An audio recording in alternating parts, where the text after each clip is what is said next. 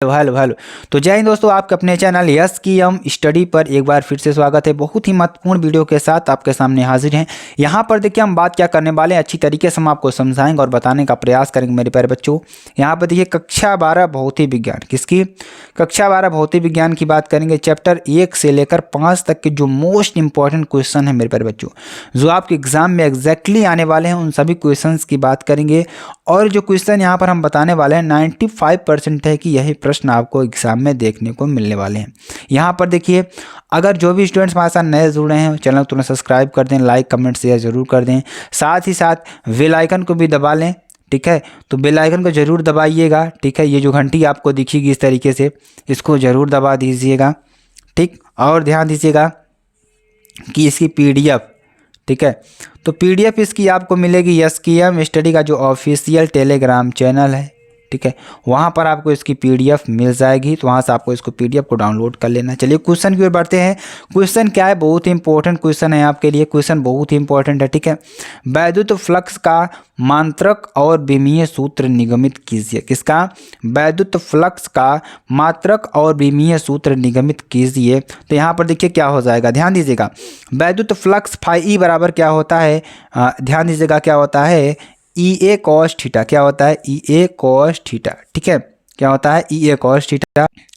तो जो वैद्युत फ्लक्स है, वैद्युत फ्लक्स का मात्रक क्या होता है? EA cos थीटा होता है। तो वैद्युत फ्लक्स का मात्रक ध्यान दीजिएगा क्या हो जाएगा, तो फाई बराबर E का मात्रक और A का मात्रक। ठीक है, cos थीटा का कोई मात्रक नहीं होता है। ठीक है, अगर हम बात करें cos थीटा का, इसका कोई मात्रक आपको देखने को नहीं मिलेगा। तो यहाँ पर देखिए E का मात्रक इंटू A का मात्रक। ठीक है, तो E का मात्रक क्या होता है, जो वैद्युत क्षेत्र की तीव्रता होती है, चुंबकीय क्षेत्र की तीव्रता होती है। ठीक है, वैद्युत क्षेत्र की तीव्रता होती है यहाँ पर। तो E का मात्रक क्या होता है, न्यूटन प्रति कूलाम होता है। ठीक है, और अगर हम एरिया की बात करें, ए मीन्स क्या होता है, एरिया होता है। एरिया क्या होता है आप सभी लोग जानते हैं, मीटर स्क्वायर। ठीक है, यहाँ से क्या हो जाएगा, न्यूटन मीटर स्क्वायर प्रति कूलाम स्क्वायर, कूलाम स्क्वायर नहीं, sorry student, newton meter square प्रति कूलाम, ये आपका आंसर हो जाएगा। तो आई होप आपको अच्छी तरीके से समझ में आ रहा होगा। चलिए आगे आपको बताते हैं। क्योंकि देखिए इसका मात्रक वोल्ट मीटर भी होता है, इसलिए फाई का मात्रक क्या हो जाएगा, वोल्ट प्रति मीटर इंटू मीटर का स्क्वायर, यानी कि वोल्ट मीटर भी फाई ई का मात्रक होता है। ठीक है, देखिए अगर इसके विमीय सूत्र की बात करते हैं मेरे प्यारे बच्चों, विमीय सूत्र भी इसका हम निकाल सकते हैं। तो इसी प्रकार जो वैद्युत फ्लक्स का यानी फाई ई का विमीय सूत्र है, क्या हो जाएगा, वैद्युत क्षेत्र की तीव्रता E का मात्रक, किसका, वैद्युत क्षेत्र की तीव्रता E का मात्रक, और ध्यान दीजिएगा इंटू क्षेत्रफल A का विमीय सूत्र, किसका, क्षेत्रफल A का विमीय सूत्र। ठीक है, तो यहाँ पर हम रखेंगे, तो ध्यान दीजिएगा यहाँ पर एक तरीके से MLT की पावर -2/80, यहाँ से क्या हो जाएगा इंटू L स्क्वायर। तो ML की पावर 3, T की पावर -3, A की पावर -1, ये आपका आंसर हो जाएगा। ठीक है, चलिए अगला क्वेश्चन देखिए क्या है। दो बिंदु आवेशों के बीच, किसके, दो बिंदु आवेशों के बीच स्थिर वैद्युत बल F है। कितना है, जो स्थिर वैद्युत बल है कितना है, F है। यदि इन आवेशों को उतनी ही दूरी पर जल, जिसका K बराबर क्या है, 80 है, में रख दिया जाए, तब इसके बीच बल कितना रहेगा। इसके बीच बल की बात करेंगे, इसके बीच बल तब कितना रहेगा। ध्यान दीजिएगा क्वेश्चन में देखिए क्या कह रहा है, यदि दो बिंदु आवेशों के बीच जो स्थिर वैद्युत बल F है, ठीक है, तो इन आवेशों को उतनी ही दूरी पर जल जो है K बराबर 80 में रख दिया जाए, तब उनके बीच बल कितना रहेगा। ठीक है, तो ध्यान दीजिएगा यहाँ पर दो बिंदु आवेशों के बीच जो स्थिर वैद्युत बल है कितना है, F है। कितना है, F है। ठीक है, और माना जल में रखने पर दोनों बिंदुओं के बीच जो स्थिर वैद्युत बल है Fm, ठीक है, Fm बराबर क्या हो जाएगा, F/K बराबर F/80। क्या Fm बराबर क्या हो जाएगा, F/K बराबर F/80। ठीक है, चलिए आगे आपको बताते हैं।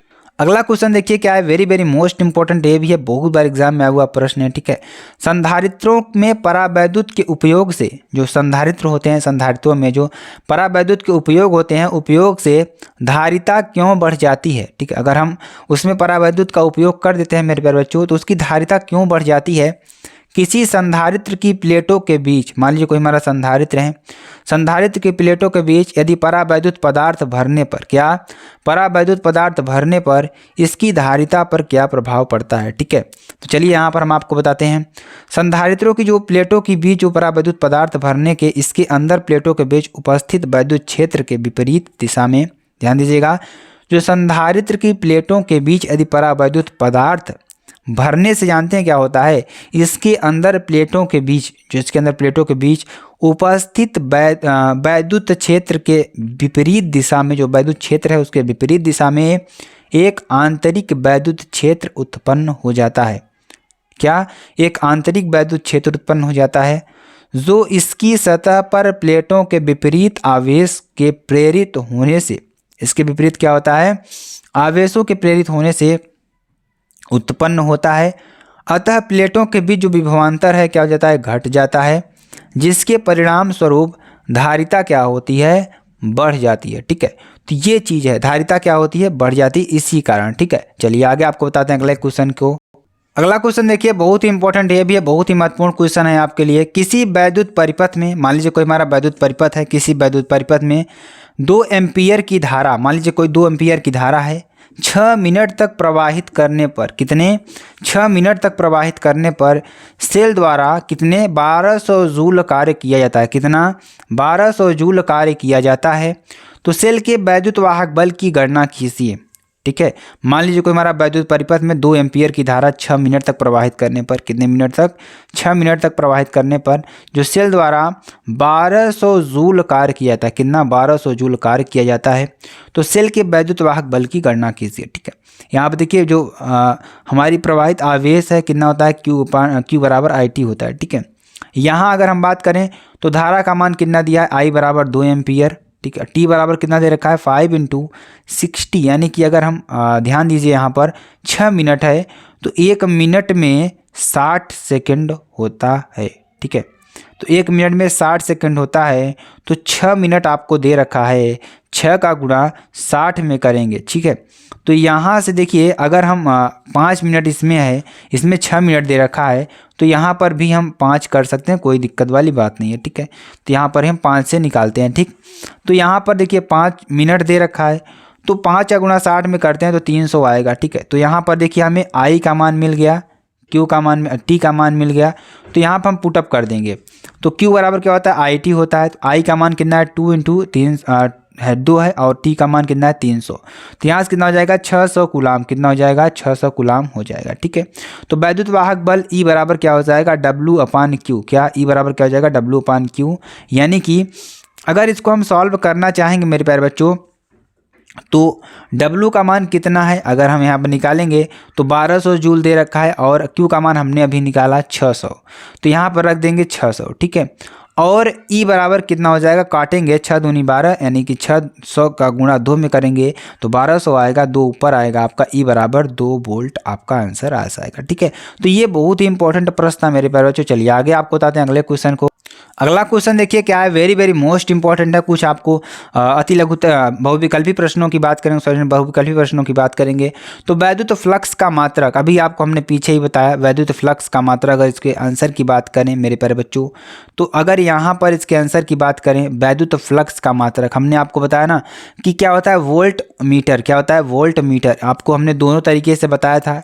ठीक है, तो वोल्ट मीटर आपका हो जाएगा। ठीक, चलिए यल भुजा के एक घन के केंद्र, मान लीजिए यल भुजा कोई यल केंद्र है, बिंदु पर एक आवेश +Q रखा है, घन के एक तल से निर्वात वैद्युत फ्लक्स क्या होगा। ठीक है, यहाँ पर देखिए Q/ε0 या Q/σ या 6Q/12 या Q/6L² तो यहाँ क्या हो जाएगा, आंसर क्या हो जाएगा आपका, Q/σ0। ठीक है, चलिए अगला क्वेश्चन देखिए, किसी चालक की प्रतिरोधकता व चालकता, किसी चालक की प्रतिरोधकता व चालकता का गुणनफल निर्भर करता है, इसका गुणनफल किस पर निर्भर करेगा, अनुप्रस्थ का क्षेत्रफल पर, ताप पर, लंबाई पर या नानावधि। तो आंसर क्या हो जाएगा इसका, लंबाई पर निर्भर करेगा। ठीक है, तो ये लंबाई पर निर्भर करेगा मेरे प्यारे बच्चों, जो कि आपके लिए बेहद ही इंपॉर्टेंट क्वेश्चन है। ठीक है, चलिए आगे आपको बताते हैं।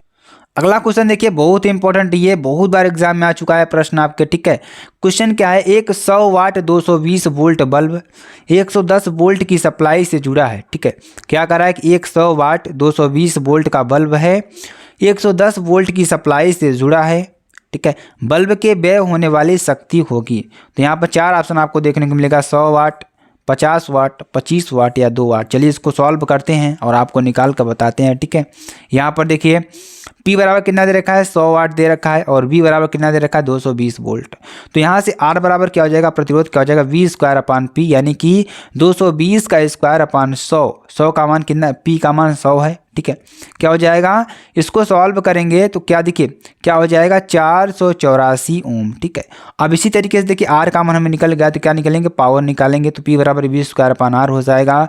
तो 110 का स्क्वायर अपान 484 बराबर क्या हो जाएगा, 25 वाट। तो आंसर क्या हो जाएगा हमारा, C हो जाएगा। तो आई होप मेरे प्यारे बच्चों आपको क्वेश्चन बहुत ज़्यादा पसंद आएगा। क्वेश्चन अगर पसंद आता है आप चैनल को लाइक शेयर कमेंट सब्सक्राइब जरूर कर सकते हैं। फिर मिलता है नेक्स्ट वीडियो में नए टॉपिक के साथ, तब तक के लिए जय हिंद जय भारत।